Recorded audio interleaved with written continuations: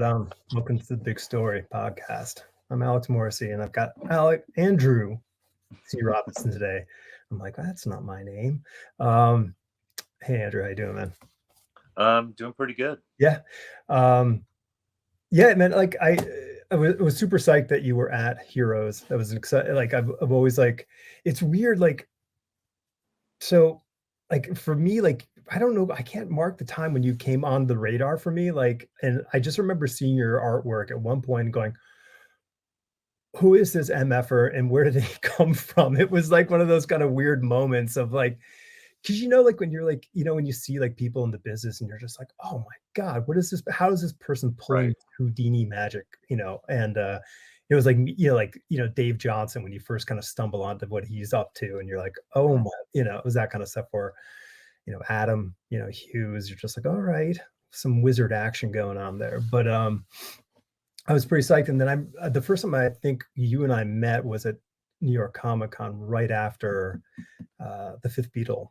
came out, and so, and I was I'm such a dork because like I have this career in graphic design, so all I was doing was asking you printing questions. And Uh, I was like, how did you get this quality of printing done? And and you're like, I don't know. Like it was because you were pretty surprised how like amazing it was for the price yeah. point. And Well, I was doing my best to watch the black levels yeah, and to make sure, because sometimes when you're on the monitor, because I was painting by hand, then scanning them in and correcting things in Photoshop, mm, and I kind of had a guideline. I can't remember what it was exactly from Dark Horse about what the right levels for CMYK, yeah, and they're just like, don't let the black levels go over this yeah, percentage. And I tried to do that the best I could, but meanwhile, like when you get into it and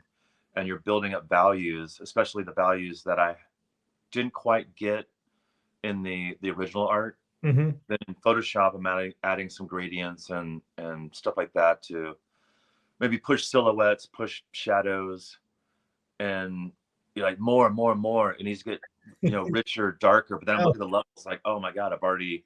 yeah, So I realized, like, okay, it's probably what they're saying is that it's deceiving, obviously, on the monitor. hmm, And if you go as heavy as you think you need to, it's gonna just black everything out yep, when they actually go to print. And so yeah. luckily I was like, okay, just fight it, fight it, fight it, hold back, and it seemed to work out in the end. Yeah, so two things. One, I wonder if those are still the same. I mean, I wonder if Matt Hollingsworth had developed those guidelines because he was pretty much their color guru for a long time, and he's like really like great at like paying attention to all those sort of like pre-production aspects. Right.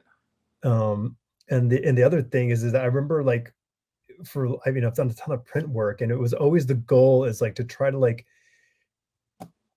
get that deliverable sort of like master, sort of print, your proof print to be kind of in the neutral zone. So when you're on press, you can kind of go heavy or go light, as per what's needed to get the desired effect. Because Hmm. that man, once those blacks creep in, man, like that whole gradient just becomes this kind of mud wall that just Yeah. pushes in, and it's real ugly. Yeah. Um, so okay, let's kind of do the rundown. Like so, and you may have said this before, but like, where did you grow up? And like, what was your intro to like the visual arts? I grew up on a farm in St. Augustine, Florida, Okay, um, and just always had a love for, fantasy art, comic book art, and I just seemed to entertain myself a lot as a kid, just drawing. okay, And then in school, as you start taking notes for class, I was like always drawing all of my notes. yeah, And I was very fortunate when I got to my high school, which was a junior senior high school. Had a great art teacher, Kathy Skaggs, and she just really she could tell if you had some talent, whether yeah, you were no talent or some talent, you knew how to at least she would take you up to the next level wherever you had started. That's amazing. and she was very supportive, and but also just knowledgeable about different artists. You know, she wouldn't let us just study comic book art, you know, and Right. fantasy art. It's like you got to look at Kathy Kollwitz and you know, Andy Warhol, Mhm. um, um, Leonardo da Vinci. You know, it was Sure. just a lot of different art and styles. And when I got to be a senior in high school, you know, she just came to me as if she was like my guidance counselor, and she asked, like, you know, would you like to do this for a living, like for a Mhm. career? And you know, sometimes you just don't believe it doesn't feel like that's an option, Right, you sure. know? Well, I mean, everybody's by and large, most people are pretty practical. You know, they're like, "Well, I guess I'll go get a job as" I mean, even fantasy of like, male becoming an architect, you know, like that's, Right, you know, that's a kind of a fantasy level thing because you're like, that seems like really high level, you know, skill sets that need to be, you know, employed for that. But yeah, like it's like, hey, you want to be a movie star? You know, like that's kind of like what right. she's up to you and asking. And I was like, yes, you know, I would like to do this. Yeah. But to hear it from a mentor, an adult that you admire, Did you know? sometimes that's all we need as kids. Like, okay, Yeah, wow, you know, but did I've you trusted know? you for I've known you for almost 6 years now, Yeah. which is a long time when you're a child or a teenager. And you know, I just took it as like, okay. And she's like, all right, here's what we have to do. Like, we're gonna Oh, start applying for scholarships. And she's like, we're gonna get this portfolio together, and and I'll be working on a piece, and she would just say, take it further, take it my, further. You know, wow. push the contrast. And it's all of it was just like basic, sensible Art direction. recommendations. She was giving You you know, art direction. Like, she was just kind of, like, giving you that basic art direction that you need to right, right, not she wasn't telling you what like, how to do it. She was just saying, yeah. "Hey, think about this and pay attention to Mhm. that." Did you like so do you know if she was doing this with other, like, you know, other peers of yours at the time? She did, Okay, yeah. so you were Um, kind of aware of that, and did you have, like, an idea of, well, did you have an idea of, like, how you sort of fit in with that sort of the framework of the art kids, you know, because, like, that eventually is a thing in school and I'll say this, that you know, for students, um, there was an artist, George Brewer, who was maybe 2 or 3 years ahead of me. Mhm. He worked at DC Comics for a while, working as a graphic designer. And I think he went to I could be wrong. I think he went to Pratt. He went to art school somewhere in New York. Okay, yeah. And Kathy Skaggs would also have him come back, and he was gracious enough to come back and talk to us and tell us what, you know, art school was like for him in New York and the projects he was working on. And I mean, he was just like blowing me away at the time. How bad? And I was just thinking, like, you know, I'll never be that good, you Yeah. know. And um, and then there was my friend Grady Genti, who he also got a scholarship because of Kathy Skaggs, and we both, you know, went to the Savannah College of Art and Design at the same time, Oh, right on. like 88, 89. Yeah. Uh, Another friend of ours, Mac Myers, went on to do some comics, and he also does like puppetry and music. And That's um, so, like, it's so interesting because like, I had a couple friends in college who I'm still friends with today, and they had an art teacher who was really, really, like, good with them, like, really pushed them and got them, and both of them ended up going, to, SVA in New York City, and one of them got a full scholarship to the school. And my art teacher from school, 3 of us 3? Yeah, 3 of us were ended up in SVA, and we didn't know that we were all applying and going to the school.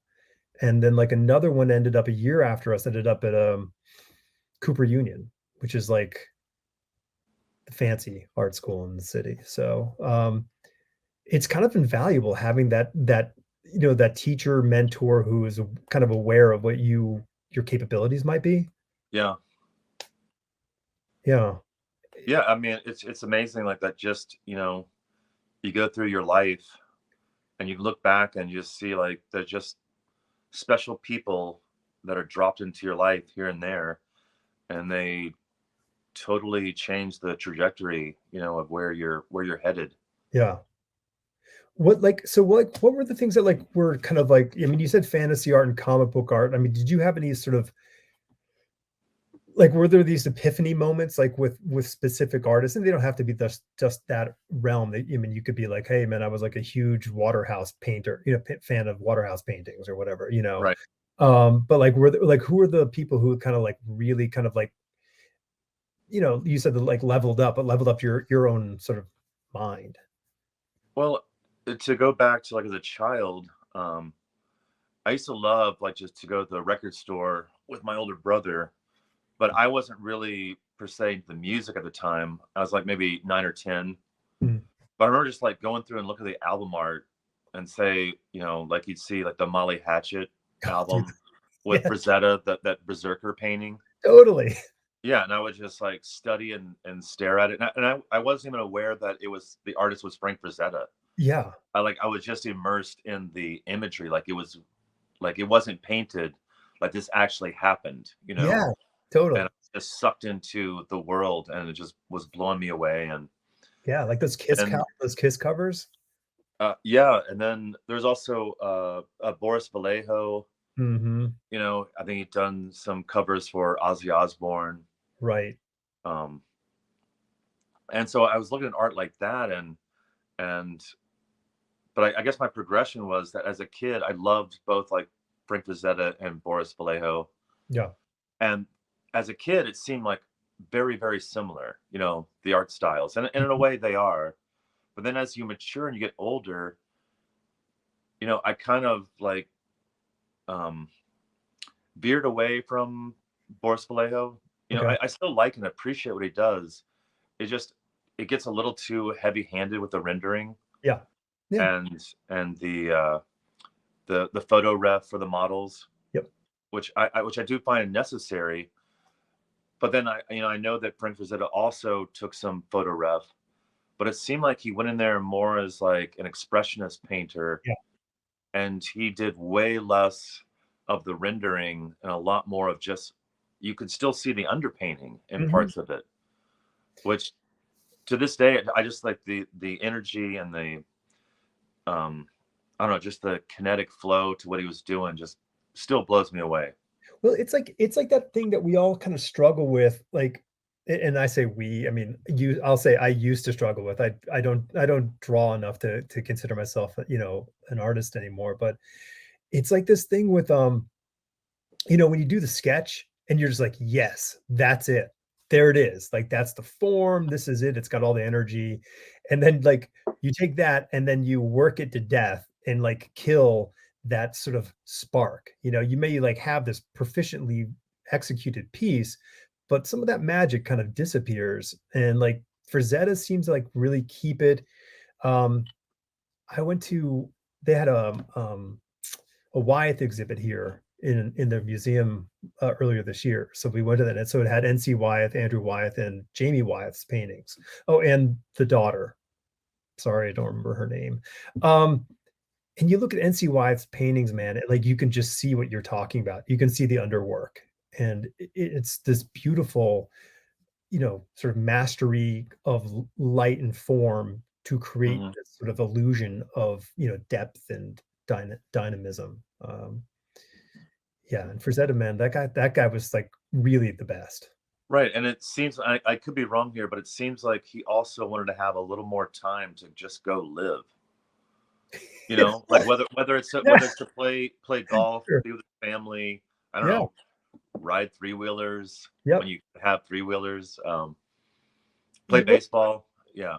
he lived, I mean, to me, he lived like, Frank Frazetta lived a very modern sort of interpretation of NC Wyeth's life, like, where he had this very colorful, beautiful family, and doing these paintings and, creating these worlds, but sort of had this very sort of, like, different life outs or at least a colorful life outside of the canvas. Little side note to Boris Vallejo, his son went to SVA when we went to school there. So my close friend was really good buddies with him, and so he would go to Boris's house and go to the studio, and he had like one of those 10 by 10 or 12 by 12 Polaroid cameras like that he would shoot his reference on. Like Uh-huh. so they would just like, so he would mess around in Boris's studio and they when he wasn't around. Uh, Crazy. Um, so okay, so Vallejo kind of like locked into your brain of what he was doing. Like, Yeah, I mean, and I still do appreciate it, yeah. and but I keep that in mind, like when I have photo reference that I use, and it's like I realize don't get too locked into every little thing that's in the photo reference because some of those things, though they're realistic, they don't quite work in your fantasy world that you're Yeah. trying to create, and you got to learn as an artist where to leave that and deviate and add more, take away, Mhm. make things more extreme, more interesting, uh, more animated. Yeah. Yeah. Yeah. That I mean, it's an interesting thing. One thing I remember, like, one of those early sort of like, awareness things was the fact that, like, you would look at the artists that you really loved, and certainly looking at animation or comic books and how you go, "Oh, they've divined, like, their own sort of calligraphic shapes for things." So eyes had shapes and marks that they utilized to and noses and mouths and fingers, like everything had like it wasn't I'm trying to draw this exactly like this. You would figure out how to like, like you do like often you'll do what I will call like sort of stair step fingers, where you're taking the knuckle, dropping it down to the next, section of the metacarpal and then the next one. Right. It's this really great thing because you're stylizing it and it tells you the information, but you're like, okay, this is the methodology I'm going to employ. Now, like when people look at that, they look, okay, that's the hand that's doing this, but it's Andrew's hand. It's not Right. a hand. Um, did you ever like did you kind of like were you looking at people like and I'm not talking hand specifically, but were you making aware like sort of self-awarenesses like to that yourself, or were you looking at people and going, oh, that's how like, Mobius does something, and I love that he's like figured out something, and now I got to figure it out. Right. Um, kind of. I mean, I was when my first professional comics uh, job was um, I was a senior in college, and I'd gone to Gaijin Studios with a friend of mine, Okay. and just to check out how like the real pros were doing it, and got to see Brian Stelfreeze and what he was doing, like a Yeah. cool painting and all the techniques that he was applying, and then Yeah. Adam Hughes and Dave Johnson, Cully Hamner, um, and I left black and white copies of just some of my illustrations I've been doing for the local paper in Mhm. Savannah. Uh, and so, as it turned out, Cully Hamner was going to do a Dark Horse Presents short story, but then he had to drop out because he got the regular gig, I believe, on Green Lantern. Well, wait, which one was it? Green Lantern Yeah, Corps. the mosaic thing, I think. Yeah, Yeah. yeah. Uh, so he sent my samples over to Randy Stradley, Yeah. and thus, like, okay, hey, here's your shot. Illustrate this short story called The Chairman. But yeah, at the time, like, I studied illustration, and then at the end of my college career, took a couple electives, which were at the time they didn't have a sequential art program, and I Right. wasn't really trying to be a sequential artist. It just so happens to be that once I took those classes, things just started happening, Okay. and and but I really didn't have a set style, but I kind of liked what the Europeans were doing, especially Mobius. Mhm. So it was, a lot of the sort of stylized hatching that he would do, and a little bit of cross hatching, but mainly just hatching. And so I just, hey, just going for it, you know. Yeah, And so yeah, if you look at my earliest stuff, it does look a lot like Mobius. that's not bad. I mean, if you're Yeah, gonna crib from him, right? right. Yeah. But Uh, I guess I skipped over a part where, when I was at college, my major was illustration. okay. So, I was going into classes, and your illustration teacher would usually start the class with, "Okay, students, here's some stuff that I don't want to see. Okay, I don't want to see skulls. I don't want to see girls in chains. Yeah, I don't want to see daggers through hearts." He kind of went through all these like cliches, and it makes sense. Like, yeah, I get sure. it. Yeah, I get it. You're trying to have us, get out of our little toy box of imagery that we loved, yeah, in high school, if we were into comics and fantasy stuff. Maybe leave some of that behind. Add a little bit of maturity, to your illustrations. right. Um, or Because if you're gonna do a skull, just make the skull a little more artsy. right, because Skulls and Dagger Quarterly is, they're booked up with all their illustrators. Right, Yeah. right. By the And way, you and I should start that magazine, Skulls and Daggers Quarterly, yeah, and we could get all the illustrators because everyone's got their version. So, but I mean, okay, but that but makes I was sense. still sorry. No, that makes sense. So, get out of your comfort zone, and did that, help you? Did you, think differently? Yeah, it did help me, Yeah, and also just the painting classes, mainly figure painting. I learned so much right. in those classes. Uh, and so then I felt like I had all this information, and plus all the art history, which Mhm. at times was a bore. But later on in life, you're like, man, I'm so glad, we had to Totally. study, especially the beginnings of modern art. Yeah. There's a lot to be learned there. I guess going from, say, Van Gogh to, you know uh, Pollock. You know what Yeah. I mean? That area between those guys, A there's a lot lot. happens Yeah, a lot to see. in a really short period of time. A Yeah. lot happens. We go from the mid to late 1800s of the romantic period, and next thing you know, expressionism kind of makes its way into the thing, and it just, or should maybe impressionism comes into play, and it just totally flips apart in the most beautiful of ways. Yeah. Yeah. and It and just and for me to see, artists like Gustav Klimt sure. and Egon Schiele, that Yeah. was really cool too, because they kind of had a cartooniness in some parts. Totally. It was a realistic figure, but done, I guess. um it's hard to explain. I guess it's like Adam Hughes, where the stuff is very realistic, but it's more naturalistic. Yeah.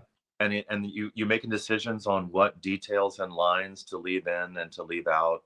Mhm. And then with Klimt, it's like you'd have realistic figure, but then it's bordered by just the ambiguous and interesting motifs and designs and Yeah. patterns.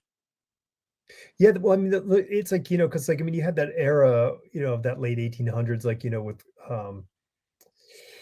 Alphonse Mucha, and all those sort of naturalists, the sergeants, these people who were like mixing this realistic at the border of illustration and, portraiture, and doing public commissions. Like, they were really kind of playing in all these different arenas, and it afforded them some kind of, and as that time, the printing techniques were improving, so they were getting to kind of play with new toys.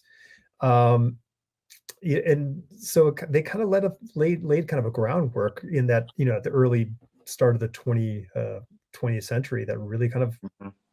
you know gave all these kind of Lego to all those subsequent artists who were able to kind of, Toulouse-Lautrec, kind of going, looking at what Sheila did and go, okay, Right. that's really cool. Let me let me paint like that.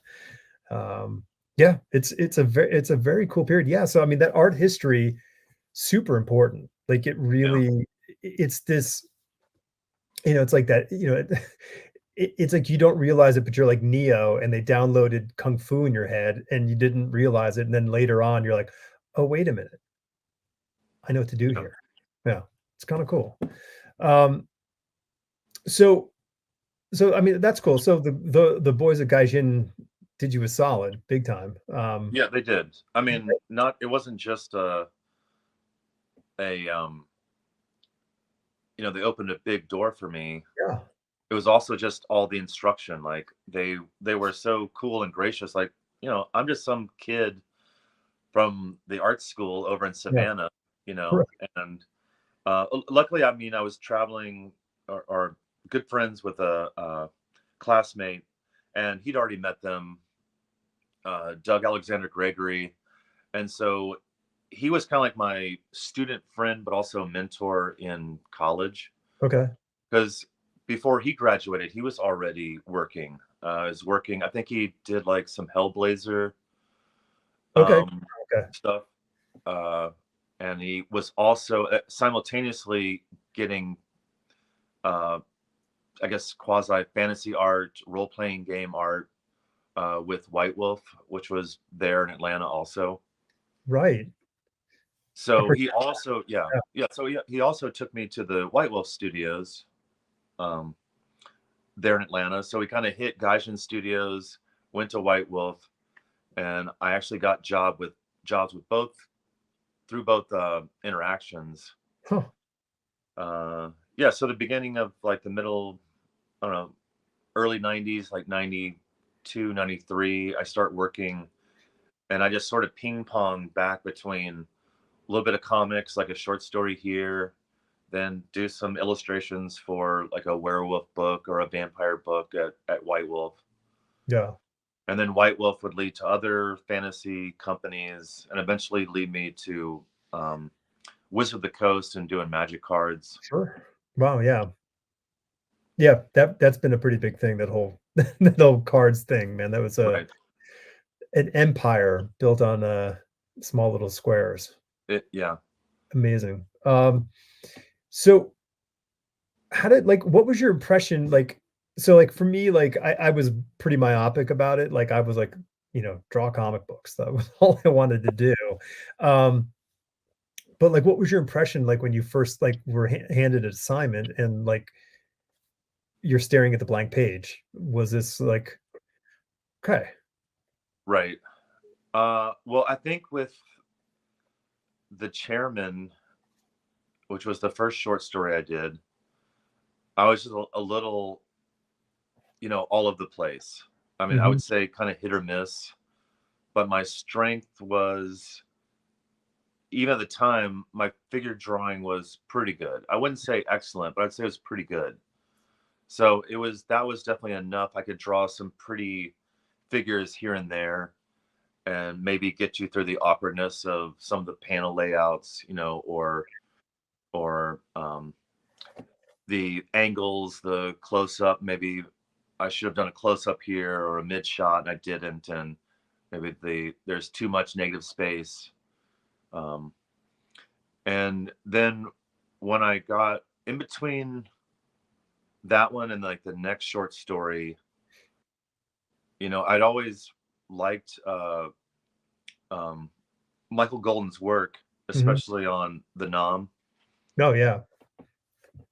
and I just had my issues, and I started studying it again Mhm. and realizing, wow, he Michael Golden was picking, maybe there's like at tops maybe 4 or 5 different page layouts, and that's it. Right. Yeah. And that's the same. They just get repeated over and over. It could be the full page. It could be um, the like 3 to 4 uh, horizontal panels. Yep. It's the 6 squares, Yep. and Which is then probably deviate and percent. deviations of the 6 squares, where maybe it's 2 squares Yep. It's a horizontal, then two squares. Yeah. Or two horizontals and the two squares in the middle. Yeah. Yeah. So when I got the second short story with Dark Horse, um, A Breath of Fresh Air, I had this epiphany. I was like, okay, it's not, you don't have to go crazy with these panel layouts. Right. Like, why not just simplify your panel layout and really focus on how you're cropping? Even in a sort Mhm. of a boring square panel, you can make it interesting if you get the right cropping, the right composition, Yeah. and and also being very inspired by the great drawing of Michael, but also the cartooniness, Yeah. and kind of like the whimsical facial expressions on the Mhm. characters, and how much emotion and how much action and how much feeling I was getting out of these, stylized, cartoony drawings that are still a bit. Also, there's something about him that's also realistic, Yeah. and I guess it's his mix of cartoony faces, but he also super referenced every M60 and Sure. M16s and the Every grenades pouch. and the patches. Yeah. Yeah, Yeah. like he he showed like quite a lot of respect, for the men who were serving, and Yeah, and I think the art direction that like his artistic direction in selecting the style he developed for that was really crucial. Because I mean, if you look at what is it, the first of the fifth stuff he did in Savage Adventures or Savage Tales, like so the prequel, like those two or three short stories, they're far more realistic. They fall closer in line with the Avengers Annual kind of vibe or whatever in his style. But choosing to kind of go with this semi-animated quality to the NAM work, I think it allowed the story to not be as oppressive, just this whole like grimy war comic. It allowed us to kind of like focus on this kind of character driven story. mhm, Um, which was kind of unique because I think if it was very sort of, you know, heavy, I think we would have had a very different response to the comic. And it might have been it might have been a much bigger downer than it was. yeah, Yeah. Yeah, it is interesting, I mean, it's kind of one of those underrated masterworks that just kind of, it wasn't a part of the visual lexicon of comic books at the time. right. Yeah. But so you it's interesting. So you were talking one thing that actually stuck out to me when you were talking about looking at that and thinking about the sort of the panel layouts. Just to put context into that, this is 1992. So like you are in full, you know, post, or the beginning of Image. You're in this whole like high point of the comic book mania of X-Men, Spider-Man, Wildcats, etc., which was not restrained. Yeah, I guess had I been maybe younger, I'd probably gone in that direction. Yeah. I mean, I was young then, but even younger. Say if I was like, instead of being, 22, 23, and if I was maybe more 17, 18. Right. Yeah, Um, like, it's none of that, like, I really like, I have great appreciation for, what all those guys did, and I'll look at Jim and I'm like, Jim Lee figured out how to, like, do comic books, you know what I mean? Like he figured out that way to make perfect superhero comic books, yeah, and but I wasn't the person buying the books or looking at the books when he was doing them. I think I own maybe 1 or 2, like, issues that he did of his comics, and it's not that I didn't like it, it wasn't there for me, like, the only guy out of that whole crew that I remember really looking at the books was Todd McFarlane, but that was, like, back when he was doing, like, the Hulk. Like, that's what I thought was really kind of fun. right. Um, but then, like, once it sort of became Spider-Man, I didn't really have interest into that. So I mean, yeah, I guess that people of our age, category. Like we were just a little too old for that. So when everyone's like, "Oh man, the GI Joe was the greatest," I'm like, I didn't really watch GI Joe. I was just a little too old to sit and watch GI Joe. You know, had an after school job. Right, right. Yeah. So, all right. So like you. I mean, it's interesting, like that you. So I mean, because comics weren't really your focus. Like you weren't saying, "Hey, this is what I'm going to do." Like, what was your frequency of work? Were you kind of like a couple jobs, like like a few jobs a year or a couple jobs a quarter? Yeah, it was pretty sparse. Yeah. I did a couple short stories for Dark Horse, an issue of Barbed Wire. Uh, I did 3 pages in a Starman issue. This is probably like maybe 95 or 96. Okay. Um, did a little bit of creator owned stuff with Dusty Star. Yeah. Right. Oh Uh, yeah. Yep. and then I did a Gen 13 one shot. And when I did that, that's when I felt like I really was at least more secure in my style. Mm-hmm. Um, I think that was uh, 98. Okay. What was the self-talk? I mean, like, what was the self-talk? Like, I mean, what were you thinking, like, when you would do the assignment, and then obviously there would be time for you to look at it, whether you were looking at your copies of it or because you had to make copies and send them off to the editors to go get more gigs or show them at the shows. But Right. like, what was like your self-talk in the terms of like walking your way towards what you had inside you? Did you have a vision in your head? Were you coming up short? Like, what was it? Well, sadly, it just had nothing to do with great business decisions. No, okay. That just wasn't occurring to me, and probably still doesn't. Okay. Um, it was more of like I'm just whatever I'm doing, kind of like hopping between comics and fantasy art. I'm just trying to learn, Yeah. and get better and figure out, I guess constantly trying to figure out who I am, what what do I like about whatever process I'm using at the time, what's boring, Mhm. you know, um, and and again, just trying to make something that at the end of it all, like I'm proud of it, or Yeah. at least get to a place where it's not perfect because it never will be, but it's at least good enough. Yeah. It was always like, I like, one of my mottos was like, "If at least I could, like, be done with the page and be, like, happy with something that was on that page." Like, because I know, like, because you start hating it as quick as you can make it. Like, it's just this kinda like, oh, and you don't have time to fix everything, so you have to kind of just keep moving Right. forward.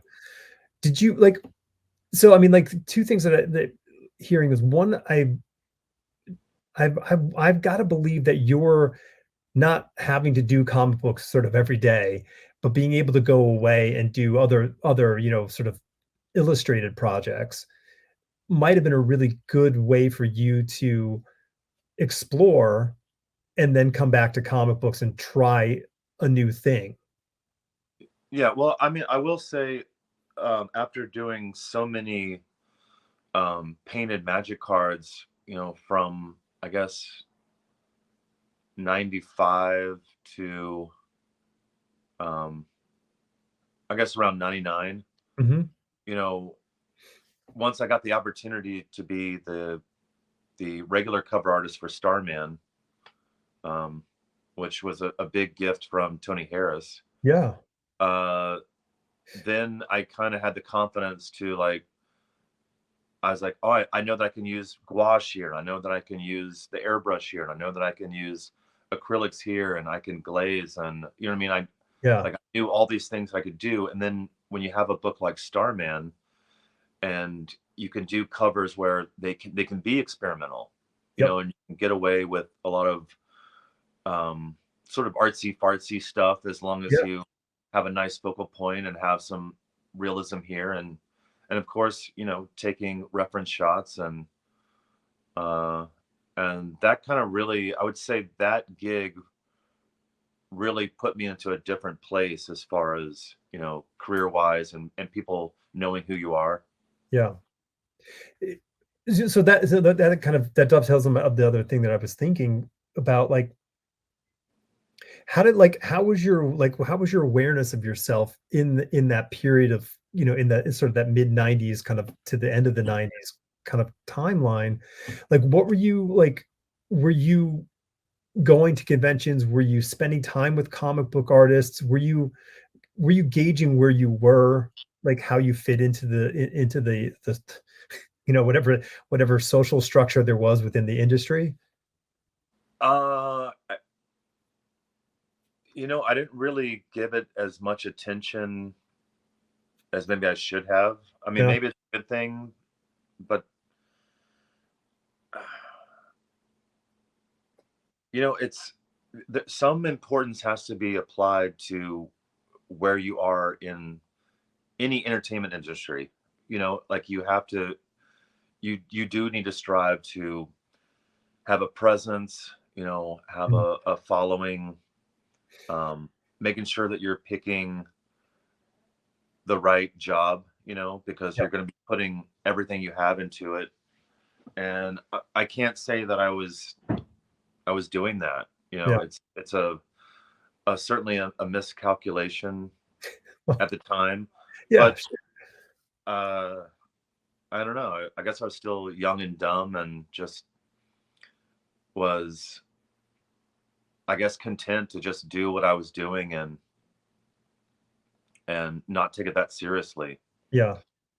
'Cause Um, I mean, because, like, it's clear when, like, when people come in, like, I remember talking with Adam 1990, I think it's probably 1990, so he was still doing JLA at the time, and he wasn't the king, you know what I mean? Like, people were like, there was no crowd around Adam's table.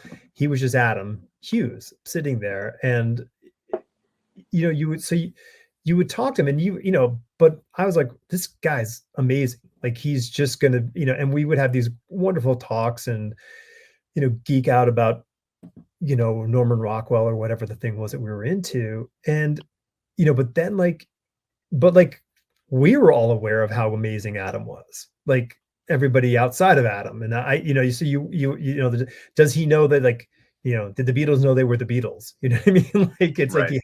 you have to kind of wonder. So, like, um, but, like, there's a thing, like, you do kind of, like, because you're gauging yourself with your peers at all times. You're like, oh, like, but what's that guy doing? What am I doing? And it's because you kind of want to know where you kind of slide into this, and where you should, like, maybe, oh, I should be asking, trying to get jobs like this, trying to get the Starman covers, if you're looking at someone who you're like, oh yeah, I can do what that person does. Yeah. Well, did you have that kind of sense? I mean, were you not tuned into, like, what was going on with in the business, or just what? Um. I- Again, like I said, I just wasn't, Yeah. and I mean, again, probably my biggest regret is just letting some things go, probably because I just didn't believe enough at the time. I should have worked harder on my creator owned stuff in the 90s, Right. in like the mid to late 90s. And then when things didn't quite pan out the way I wanted them to in that moment, Hmm. I have a better, not a perfect understanding, but a way better understanding of what it takes to have a successful creator owned book now than I did then, Yeah.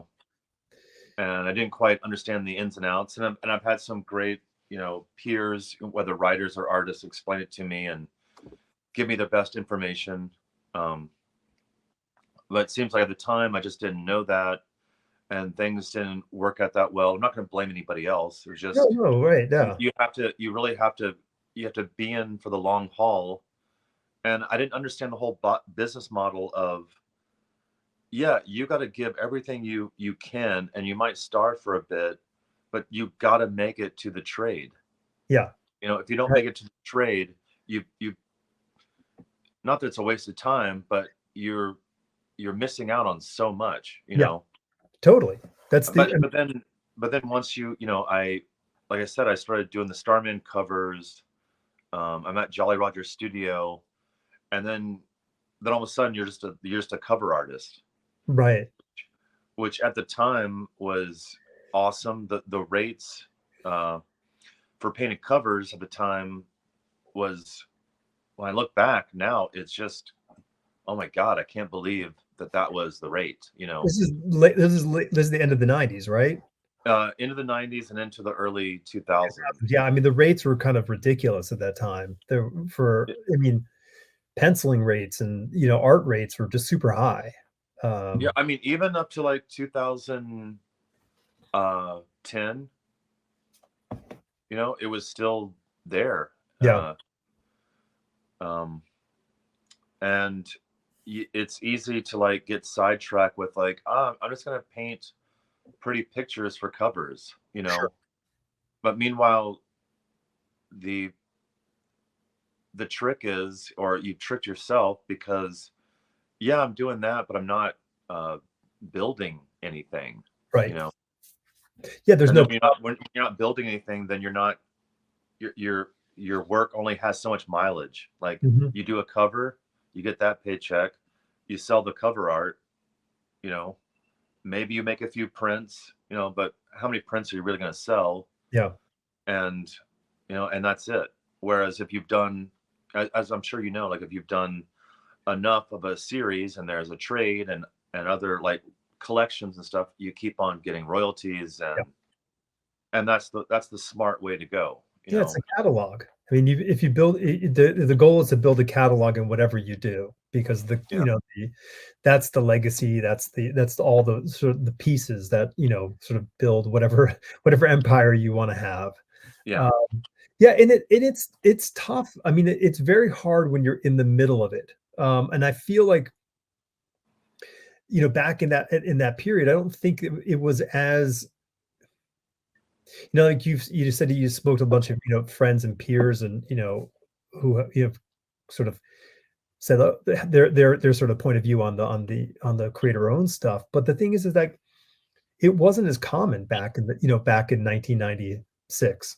There weren't people kind of building these sort of independent empires or working in the mainstream. You were either outside the mainstream doing your thing, or you were inside the mainstream, and it was kind of a weird kind of time, where now it seems to be much more this sort of fluid back and forth kind of world of, yeah. with both, with all parties involved. So, yeah, and when you're kind of in the middle of it, and if you're not like sort of goal oriented, it becomes tough because, Yeah. Well, yeah, the other problem is that if you've gotten used to being on the stage where you've made beautiful covers and painted, and you got to be selfish and spend extra time on it and get everything just right, and mm, you know cross all the T's and dot all the I's. But then when you try to go to, okay, now draw 22 pages of a comic, and you're still in that mindset of trying to do that yeah, panel per panel while life is happening, babies are being born, relationships are crumbling, yep, family members are maybe dying or ill, you have an accident, or you drink too much, or whatever it is. sure, That's a whole different story. And um it's why I try to tell people getting into the business, you need to figure out, if you want to draw comics for a living, you need to figure out how fast can you draw a page, and do it with quality that you're not embarrassed Right. put out there on the in the public sphere. And on top of that, if you need to, in that style and of quality that you're satisfied with, can you do actually 2 to 3 pages? Right. Because if you get on a monthly and shit is going to happen in that month, Yep.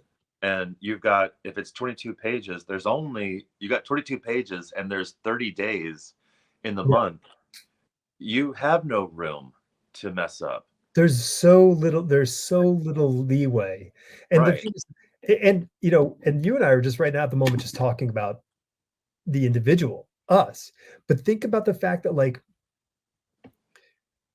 how many projects and assignments have you worked on, and then you get the inevitable phone call or email, whatever it is, the communication from the publisher saying, "Hey, the timeline's changed," or "Hey, the whatever." And next thing you know, you need to do 2 pages a day. You need to do 3 pages a day. You gotta deliver this thing 2 weeks sooner than it was intended or Yeah. whatever. Um, it's funny. This is so like, one of the really great things in doing the podcast is getting to talk to all to a wide range of creators, and I get to talk to a lot of younger, and I say younger, but they're still all adults in their 30s, but they seem younger to me, and they're doing their thing, but like they're running their own show, so they're writing their books, they're creating their own artwork, they're publishing their own stuff, they're distributing their own stuff, like they're doing the whole thing, and for me, like the whole thing with the industry was like, you got to be able to do a page a day. That's how you have to be able to be a professional comic book artist. That was the line. And I asked these guys, I'm like, oh, how long are and they'll respond, oh yeah, I get a page done in about 4 5 hours. And I'm like, oh my God, like and that wasn't in the framework. But like the model should be just like what you were saying, like figure out how fast you can get a page done Right. at a quality level that you can live with, because if you do your own thing, you're going to have to do all the stuff. You don't have a publisher doing your work for you. Yeah. Or you, if you're doing a creator owned thing, um, which I'm doing right now, slowly but surely, and I know that I'm driving the writer crazy. But you try to you have to get so many issues done before you even put the first one out. Right. You know? Yeah. Like we're on issue 4 right now, and we're not even announcing or soliciting. Yeah. I just need to get through issue 4. But yeah, you have to take in account how much time it's going to take you to do, each issue, and then for some people, once you get going, it does go faster, and you get on a roll, and uh, maybe you make a fourth quarter adjustment where you're like, okay, I've really got to, as the artist, I've really got to, in the planning stage, I've really got to plan out some just simpler pages, Yeah. and uh, get to the point where what is enough background, Yep. and also, just cut down the panel count on pages, Yeah. and maybe you lengthen the story out. Make maybe one issue is actually 2 issues, but Hmm. you have to plan it out. Like, you got to have so many pages in your issue that you know that you can get that page done in at least a couple days. Yeah. Otherwise, it just starts to get, it's hard. It just starts to weigh heavy on you, and then you have this internal struggle with like, but I've got to do the story right. This Right. hand has to be drawn correctly. But then the other part of you, it's like two voices here and here Yeah. arguing while you're trying to draw, and it's your own voices, but they're just saying, But- we need the money, but the art has to be just right. But we Yeah. need money. You need to be on schedule, Yeah. and Well, it's compete. You have compete. We have, there's competing interests. There's the interest of, you know, I've got to make this thing the way that I think it needs to be, like this feeling, like so you're chasing this sort of internal feeling of self-satisfaction, whether you're chasing an internal or an external thing, because sometimes some people are like, hey, I'm going to show everyone else I can do this, or I'm trying to prove to myself I can do it. Um, but then yeah, then there's just that sort of that frank factor of like, hey man, just get this stuff done. Just get Yeah. this done. Move forward, move forward. Um, do you remember when like because like I remember like those early times of like going, oh, I got like I've got to like not have to put backgrounds in every single panel. I have to like figure out how to like frame these things better that I'm not Right. putting all this stuff into this. Right. Do you Well, remember? I mean, I will say this. I think, artists like Sean Gordon Murphy Uh-huh. and Matteo Scalero, that they come to mind, Yep. where they're both like really good, and they're also, I know personally, definitely with Matteo, he's just super fast. Yeah, really. But that makes the style, like the speed of his brushwork and inking, and um, the things that he lets go and the thing that he decides is the focal point. He just has it. He's just on point, and he Yep. just can do it. And those are good examples to look at stuff and like, if you really study it, like, oh, okay, that hand's a little weird, maybe here or there, but it's not Right. really. It doesn't bother you because No.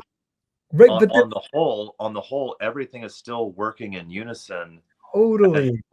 it's more the feeling, the emotion that I get that it's Yes. given me. Yeah. No, dude, you're so right, and it's like, but you're the dummy at the drawing table, like, s wrestling with that hand or wrestling with the whatever you're trying to, Right. think, and nobody's noticing this stuff. Like, they're like, listen, you're lucky. You're a lucky creator if there are people out there noticing the things that you are struggling over. Do you see what I'm saying? Because Yeah. most people don't really care. They're picking up the whatever thing you made, and Right. they're there to be entertained. Yeah. And they're not sitting going through it with a fine tooth comb. Now, dumbasses like me or you or whomever who have another level of invested interest into this medium or whatever medium is, you start looking at it and going like, oh, how did they draw this? How did they, you start looking at it forensically, and dude, that's a blessing for that creator that you're doing that because that's not the normal. Yeah. Yeah. But So like, yeah, go ahead. I was gonna say, then you can look at a book like Preacher, Yeah. and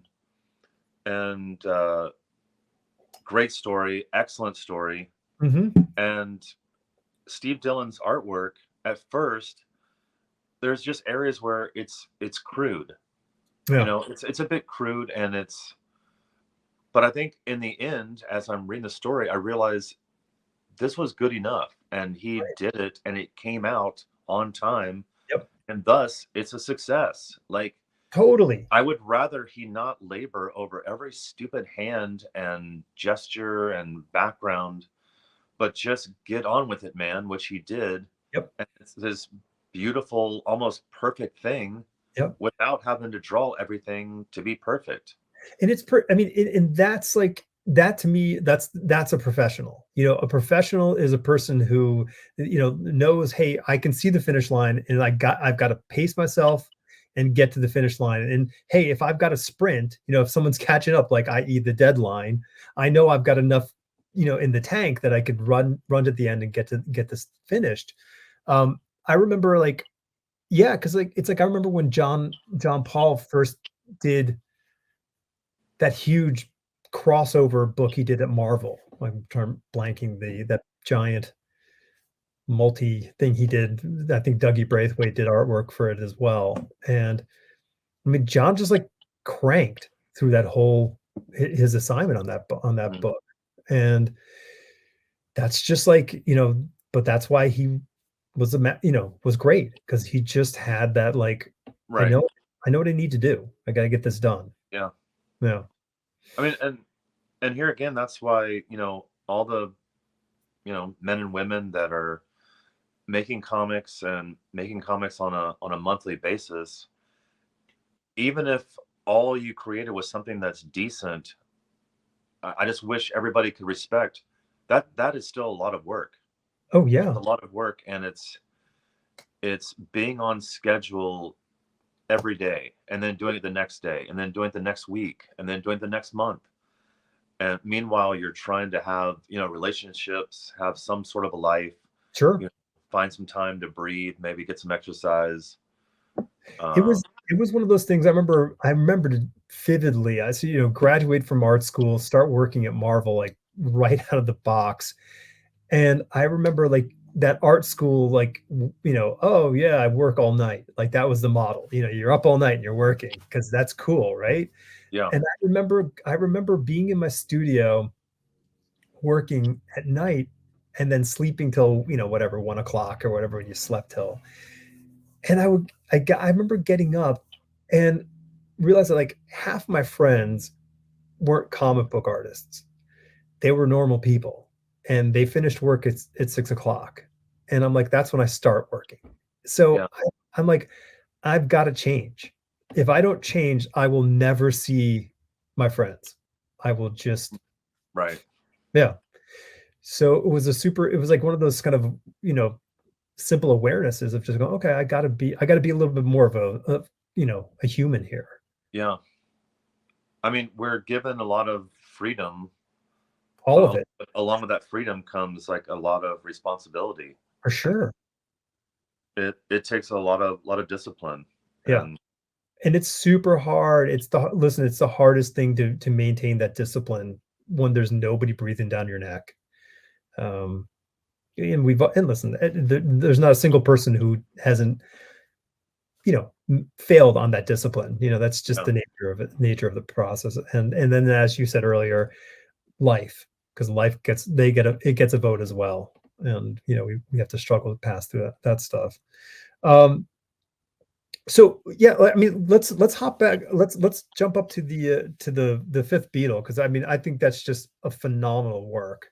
How did that come into play for you? Like, where were you? Were you at the Jungle Gym when you got the phone call? What was going on?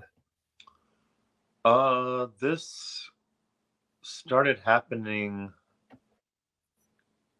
2009, and my good friend Mark Irwin was at the time my agent, and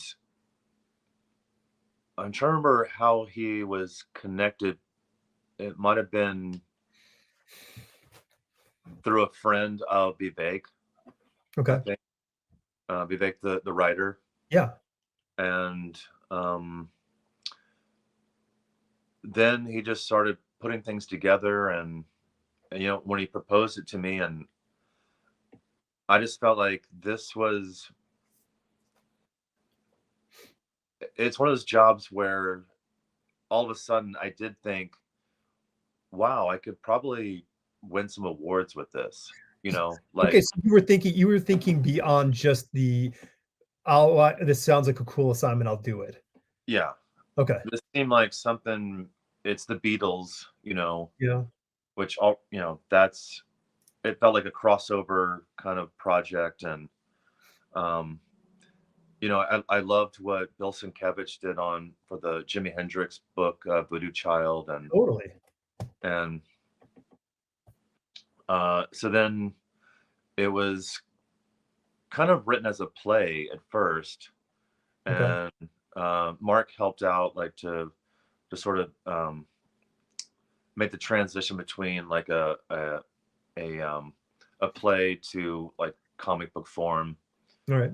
and then we just sort of worked on like how many panels, and here's a page, and then here's a page, and we all got that laid out, uh, and then it was a rough ride. Like Yeah. it it was supposed to be done like way sooner, but it took 4 years to get it done, Damn. and there again, like I can see where I drove some people crazy, some editors, and everybody involved.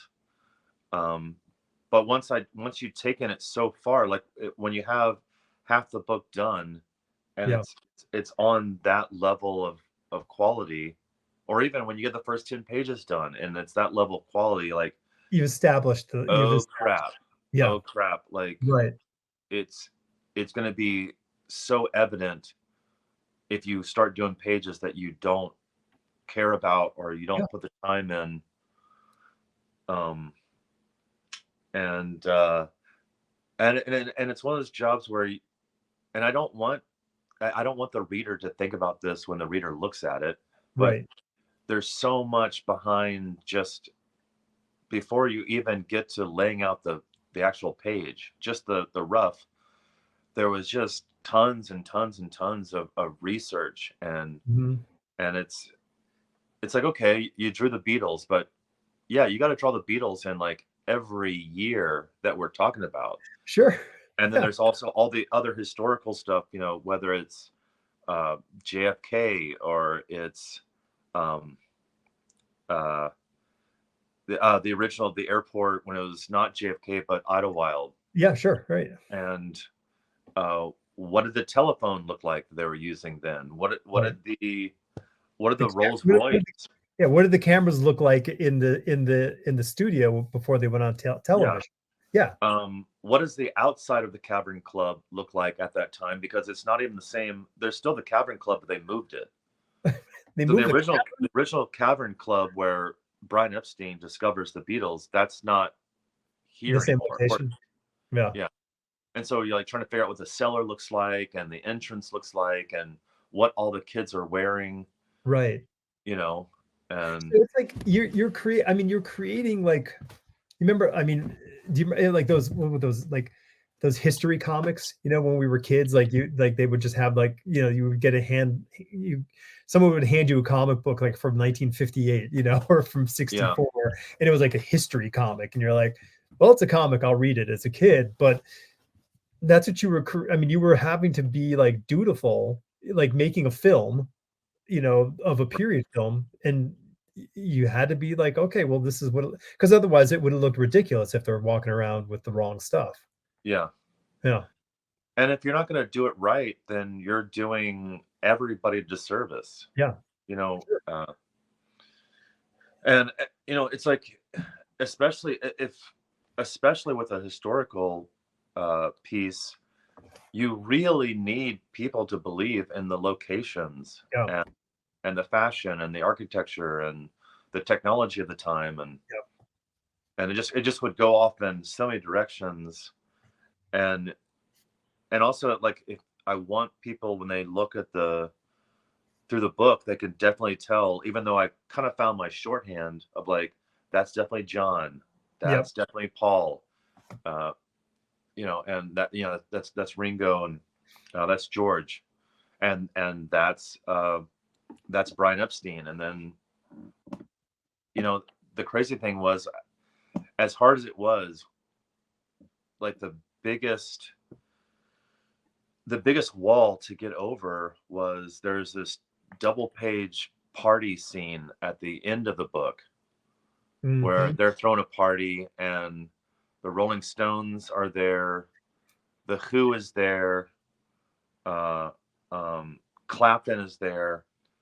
I mean, I almost had a breakdown, Oh like my god. just trying to get through that page. And it was like, I get to the studio and just, it's like, where do I even begin? Sometimes I would just sit there for like 20, 30 minutes. I'm like, oh my God, what do I do with this party scene? Who's where, and who's interacting with who, and Right, because you wanna make it interesting, you just don't wanna, like, have to just, "Oh, okay, I'll just put a bunch of bodies here, and yeah, that'll be yeah, this guy, that'll be that guy," but, like, what are like yeah, what are they doing? And what is everybody doing in that scene, you know? right, right. Yeah. And again, it's like, I didn't have any reference shots of that particular party scene or what the location looked like, but you're just trying to do your best to find decor and furniture. Did you just swipe from Austin Powers? Just be honest. Right, exactly. Yeah, yeah, that's what I thought you did. Well, I mean, and that's, I mean, that's the kind of thing, like, since it's a double page thing, it almost falls under that sort of that illustration category. So like you're sitting there and you're trying to create that composition to move the reader's eye around, into this one sort of piece. Right. And, and, so I mean, you must have been thumbnailing and erasing and Yeah. moving around all Because because even though that wasn't the last pages, they weren't the last pages of the story, they were the right. last pages that I completed. Because Oh, like okay. Like a because movie, I had to, you're shooting out of order.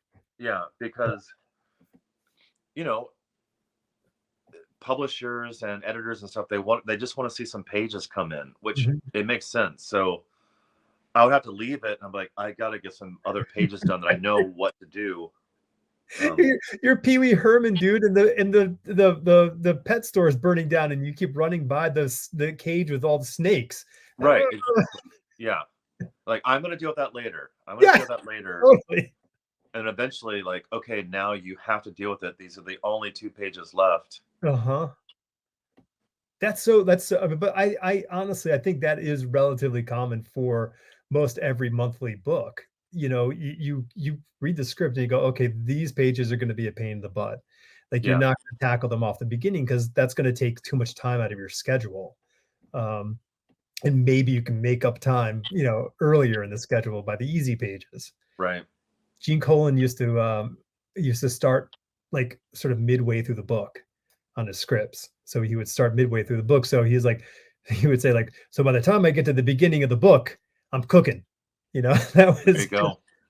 that was his response to it. I'm like, oh, okay, that makes sense. Yeah, it was a sage advice from a master.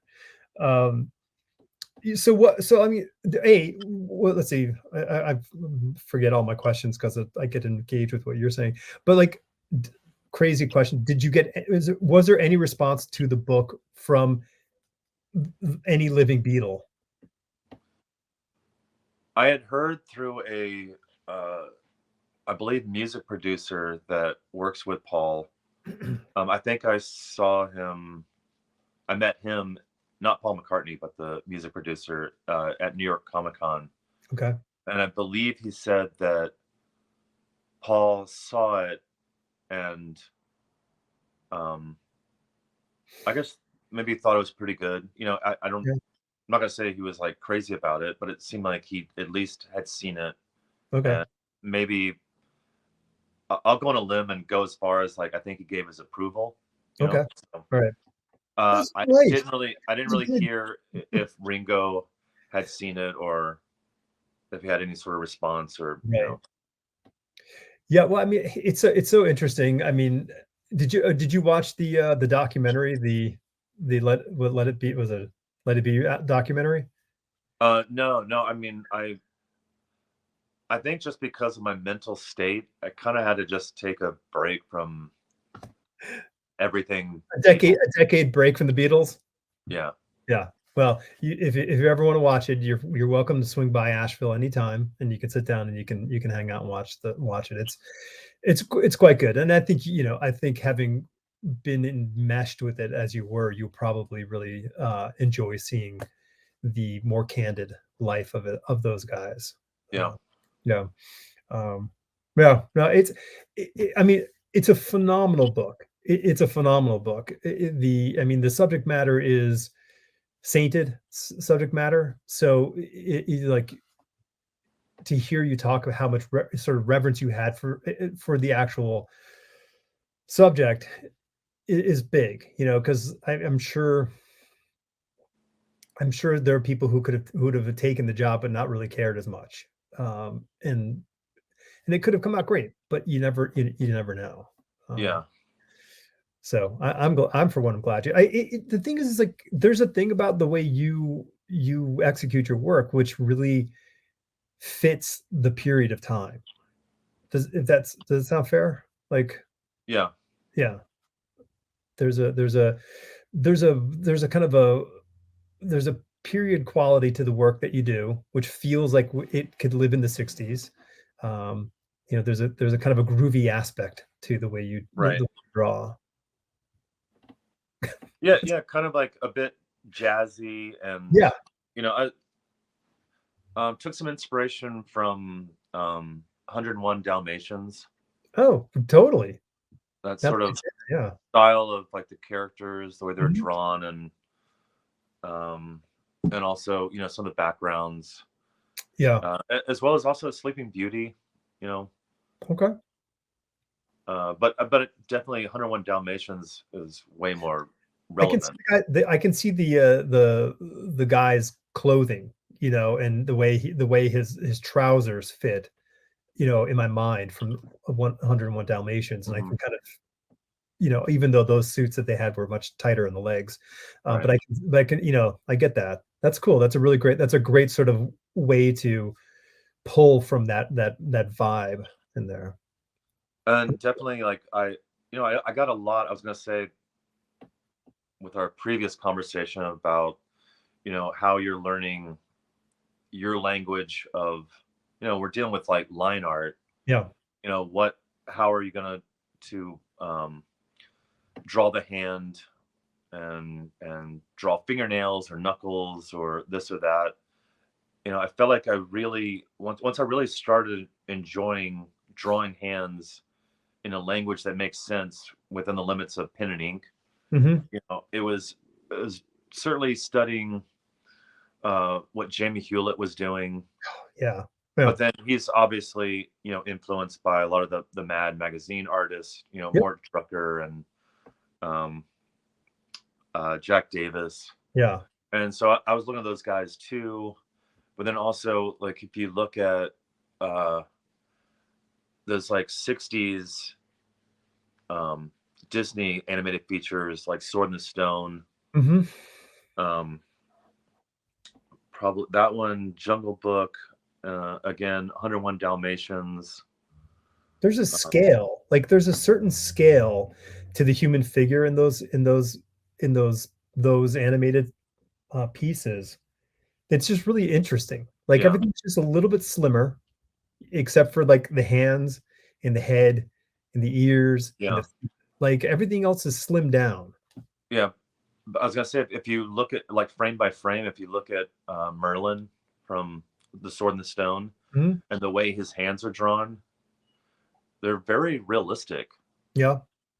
And but just the choices that are made with the fingernails and the knuckles, the joints, Mhm. yeah, huge inspiration on my work. Yeah. No, that I it that stuff Or that's not inspiration, I'd say huge influence. yeah, right. Yeah, that's cool. Yeah, I mean, it's amazing how those animation how Disney especially, like, has these periods of style, which really just you can kind of, like, look at this sort of 10-year chunk and go, "Wow, like, look what they were doing here," and then you go into then you go into the '90s and you look and you say, "Wow, look what they were doing here," and there's just these Right. amazing, like, you look at Glenn Keane's work on stuff and you go, "Wow," you know, unbelievable stuff, but it doesn't look like that stuff that, from The Sword and the Sorcerer. Like, it's very different stylistically, but, yeah, it's cool. It's really cool. Yeah, and then the Mad Magazine stuff, I totally get that. Like, that's a really like, I remember talking with, Dan Penocean, like, how he sort of has this very Mad Magazine approach to how he's doing comics now, and it's beautiful because it's really kinetic. Yeah.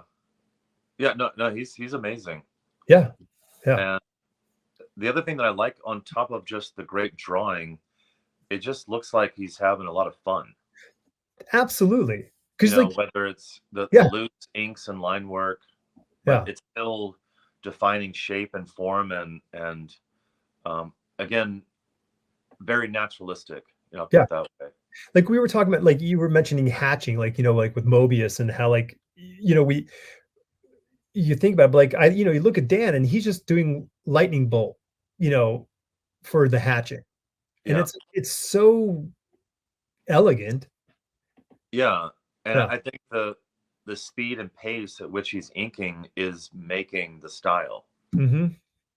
You can't overthink and like go slow because it's going to ruin it. You have to like move fast and giving it an energy and Right, I mean, it's like what he's doing is he's not allowing himself to overthink it, And like we were talking about, like mentioning about the idea of like overworking a sketch, like he is attacking the underdrawing with the same sort of speed and inspiration. Yeah. And I think that's why it comes through. It looks like it, and like you were saying, like he's willing to let things go because Mhm. he's like, I'm fine with like how the overall feel looks. And I think that's it. It's something we could all like, you know, learn from in the Yeah. terms of like approach, not Yeah. style approach, but just how you approach the works that you make. Um, I mean, do you feel that you're getting looser? Do you feel that you're Yeah. getting, Well, yeah, I'm certainly inspired by, yeah, people like Dan Panosian. don't say that too loud because if he hears that, then it's going to be a problem. Yeah, God forbid his head get any bigger. No, no, there's not enough space to hold that head and that hair. uh, yeah, but also looking at people like uh, let's see, Zabino, Okay, uh, yeah, yeah, yeah. Yep. Gerardo, Gerardo. Gerardo Zabino, Okay. and yeah, what he's doing with like inking and very bold shadows and lighting, and again going back to Sean Gordon Murphy Totally. and and definitely Matteo Scalero. You Yeah. know, I guess seeing people, especially Matteo, where it's he's going beyond line art. I feel like he's inking as if he's a painter. Yeah. So Yeah. he's really, instead of just drawing a line, he's defining a form. Yeah, I get that. Yeah, And, yeah. that's definitely that's what Mignola was doing, back in the early '90s. But Mhm. yet it was so controlled. Yeah. Where now you got guys kind of taking some of um, the aspects of his heavy use of black and Mhm. shadow, but they're doing it just a little more painterly and looser. And I mean, I'm sure you know his stuff. He actually doesn't live too far away from me, but Jeffrey Allen Love. So uh, sadly, I don't think I'm familiar. I definitely Jeffrey Allen Love. Yeah, check his stuff out, man, because it's like I'm really bad at framing. You think I would be able to do this after 3 years, right?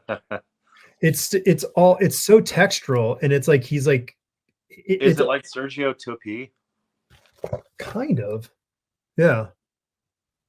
It's really beautiful stuff. I'll send you some links to his stuff so you can take a look. But yeah, it's just I just dig like the breadth. Like you were saying how you were inspired by European comics early on, like when you're in school.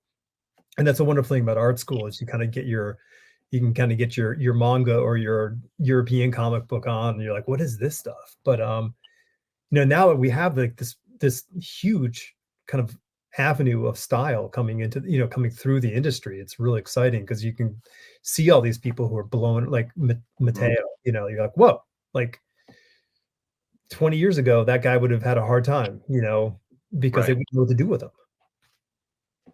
Now Yeah, it's like, and like growing up in the '70s and '80s, there seemed like there was just only room for so many styles. sure. A lot of it was just like regurgitated of what other people were doing.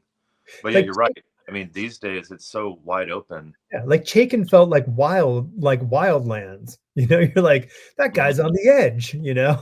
And it's like, and he was, but like in retrospect, it's not crazy. It's beautiful. But yeah, but like now it's just like there's just this, it's amazing. It's almost too hard to select stuff, when you walk Right. into a store. You're like, there's just too many good options visually Yeah. just to look at.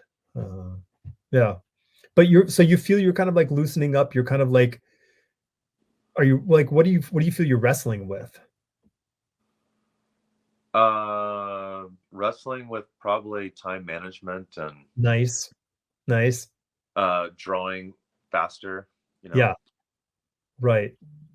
Do you, I mean, like, are you like, what's your like, what is your usage of photo reference? Like, I mean, is it a lot? Are you, do you have to use a lot? Are you, I mean, usually if I can get away with none, then it'll be none. yeah, And that's what I usually tell, younger artists. I was like, well, draw as much as you can out of your head, yeah. and as long as you believe in it, when you put it down and you're like, okay, it's not totally realistic, but yet I still believe in it, It's then like, that works for me. But when you get to like say like the from behind the back, like over the shoulder, uh what's going on with the side of the face, yeah, that's always a tough one. And it always jumps out at me when the artist has it so way off, or if I'm way off. sure. And that's when you need to like either find a reference online, or get somebody to maybe, or even like hold your camera back here and you know Yeah, trying to figure out, like, do I see any part of my nose from this angle? What's going on with the ear. The ear's yeah. very complicated. Oh, it's super complicated, and there's a whole ton of space behind the ear that we rarely see. Yeah. Um, and the nose drop off is pretty quick. Like, it doesn't take much of a shift, and all of a sudden it's gone. Right. Yeah, Like, and like, how much of the eye do you see? Is it just right. eyelashes? What of the brow do you see? the Yeah, the, the side of the mouth, like lips. And yep. Yeah, it's like, yeah, I mean, you could, we yeah, I mean, there's that whole thing of, like, the young artist is always kind of pulling the furthest part of the face closer to the, to the eye. It's just because you're trying to see what's there right. versus letting it kind of fall away, Yeah. Yeah, No, it's I did make a post on Instagram, probably, I guess, before the summer. And I'd done a cover for Allegiance, called a book called Bass Reeves, which is okay. another historical figure. And I showed like a sequence of photos to show like the actual painted cover, but then Mhm. I also included my reference shots of a friend who had come over, and um, used, like, I didn't have a gun prop, but I had something for him to hold like a gun, Yeah, and then had a nice long coat, for like a duster, and setting up my lighting, that I wanted, and just showing like how, sometimes if I use photo reference, like this is how I set it up. And and then I show you how I used it compared to the actual photo ref. yeah, that's listen, man, like, it's I think we all, artists all love seeing the process. Like, whenever you were like you were talking about Frazetta, getting your hands on those Frazetta books where they would show the photographs or his sketches and Yeah. any, that kind of stuff. I mean, I mean, if you're into music, it's like getting to hear the demos, like, it's that kind of stuff. You're like, oh, this is great, because Mm. I think it helps us see the stages and steps that are necessary to get to Right. the thing that because that finished piece isn't what happens Right. immediately. You Well, have to, yeah, yeah, and what you're trying to do, or at least I'm trying to do by sharing that, is you're helping younger artists keep from getting so frustrated they just give up. They're like, right. I'll never be that realistic. I'll never be that good. It's Yep. like, well, you probably could be if you just understood the different ingredients you need for that recipe of what kind of look you're going for. Yeah. Like every artist that you're looking at that's like super realistic, well, there's a reason why they're able to get that realistic, you know. Yeah. And it's they've done a lot of life drawing or life painting, and then B, when needed, they had a model come over and they set up a shot just so, and they had props, and they had the folds in the cape, and you Yeah. know and in the costume, and then they've also had photo reference of like a mountain, Yeah. some crazy mountain peak in the Sure. background, you know And it's and and it's like, yeah, it's this recipe of different ingredients, and if for you know sure. the ingredients, yeah.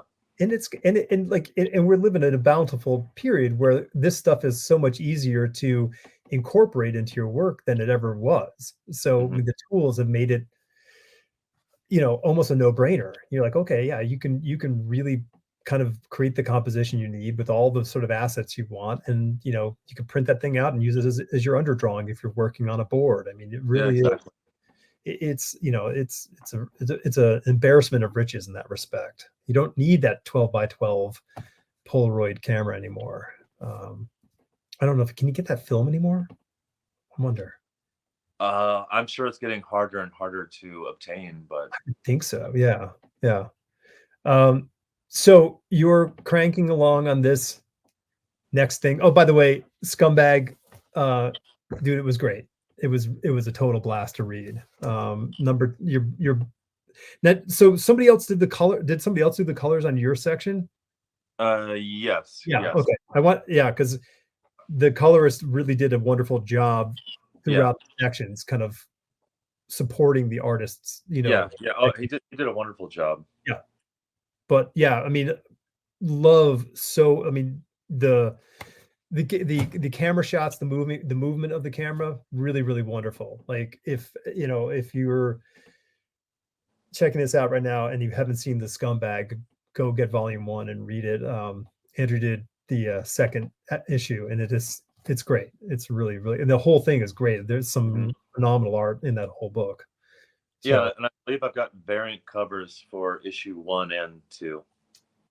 oh, cool, awesome, yeah, yeah. It's cool stuff. So your super secret project, you're in issue four. How many issues total? Do you know the book? At this point, we're not sure. Okay, I think TBD.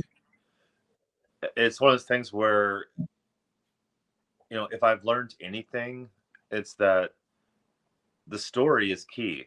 Like you Yeah, can draw and paint as beautifully as you like, but if you don't have an interesting story, you don't have anything. yeah, You just, as they say, you just got a polished turd. You know, right, and yeah. totally. So the writer and I, we're just doing our best to tell the most That interesting, story. compelling story. That's rich and um, that has some action and thrills, but also character development and Yeah. backstory. And Yeah, it's it's so funny when you're young, like you don't really respect the story as much as you should. And the funny thing is, as a visual storyteller, I think we kind of take the story for granted. We just kind of can tell a story. right. Uh, but there are so many pieces that go into making a great story.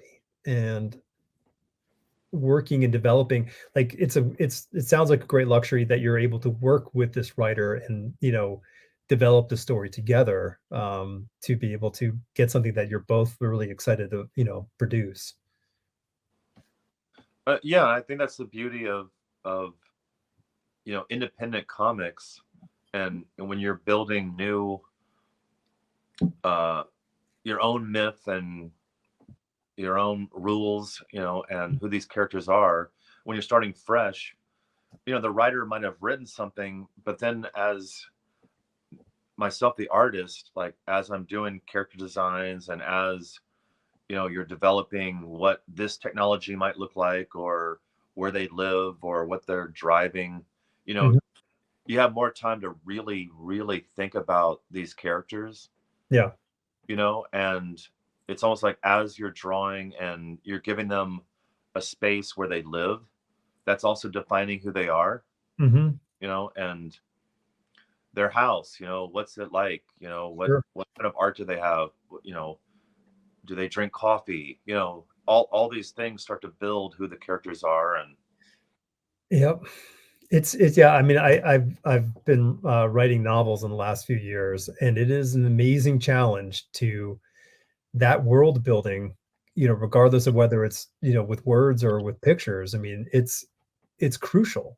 It's what connects us as the reader or viewer to these characters, and how we can cross pollinate our experiences with theirs. And so deciding, making all those decisions are super, super important to what the end product delivers to the reader or viewer. Mhm. Yeah. Um, yeah. So are you writing? I mean, are you have any plans of writing something and doing your own thing or writing something for someone else? I'll be writing after I finish this Yes. project. Yeah. Cool. Yeah. Something brand new, or are you bringing something back, or I'm gonna try to kind of bring at least one Dusty Star story right on? all together into conclusion, Nice. and then I've got some other projects that I want to work on. Uh, um, I've like dabbled with a little project called the Space Junkies, which is, Your you handle. know, rock band in space. You know, Yeah. a little bit of like Josie and the Pussycats, Uh-huh. um, and so I might like to see that go further and go somewhere and yeah. There's, so the seeds, the very small seeds of my novel series goes all the way back to a comic strip and comic pages I did while in art school.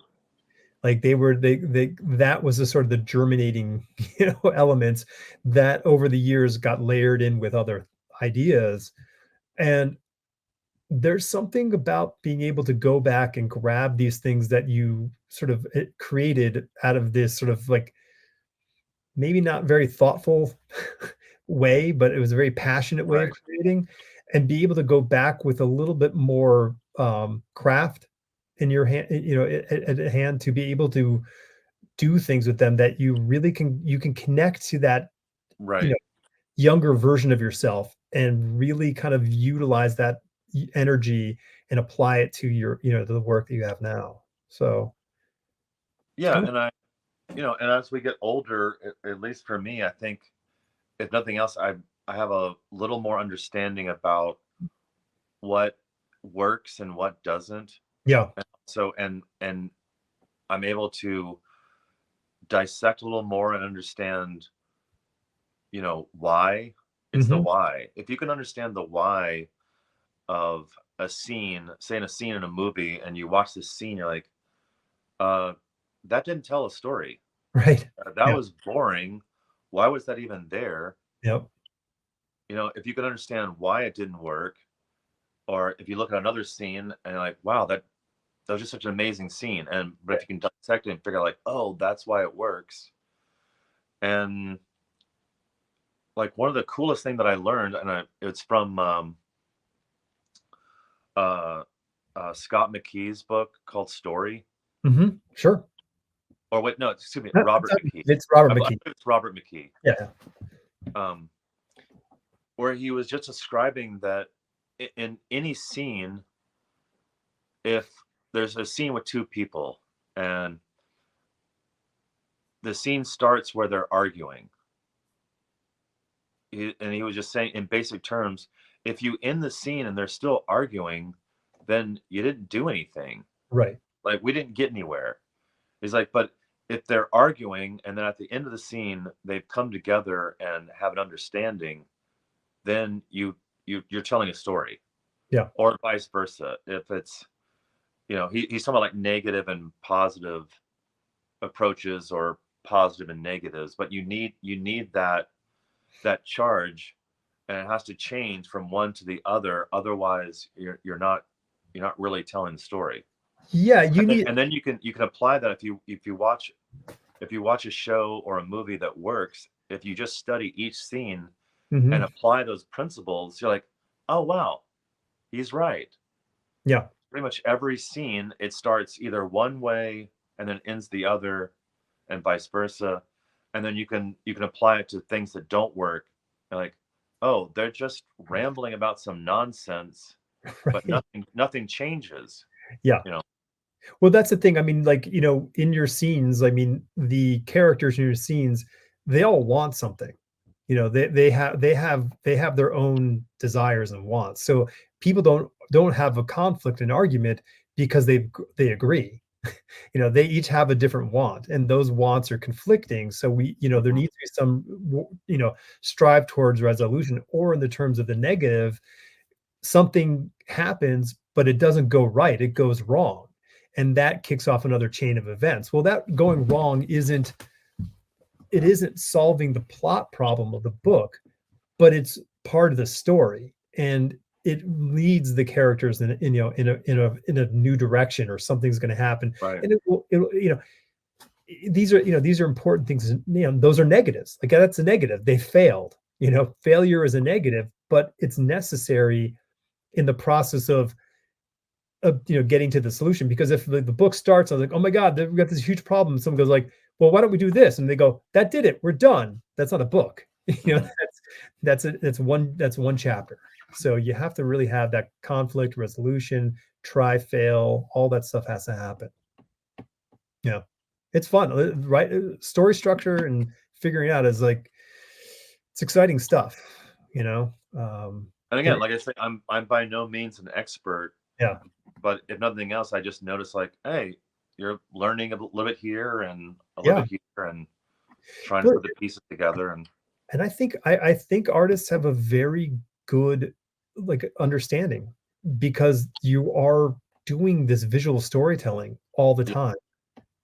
yeah. I mean, in a perfect world, if when you're younger, if you knew ahead of time that you're gonna actually work in the comic book field, like you should also study, if not maybe major in literature, Yeah. or uh, if nothing else, at least like maybe film history, or Right. And minor and some small sort of bit. some sort of film class, or actually, Yeah. you know, your elective should be some sort of class where you actually make a short film.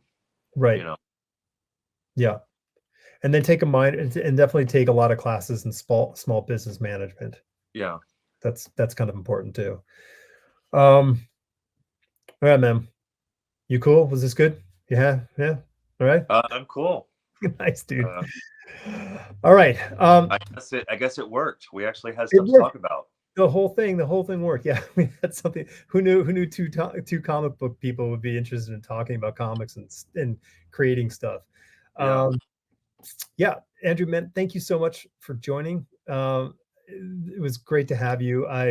It's funny, I went around and I got a lot of people wanting to, come on the podcast, and everyone writes down their email, and you're the only person who's ever given me their phone number. And I was saying to my wife before I contacted you, I was like, it's so interesting. He gave me his phone number. She goes, well, he wants you to call him.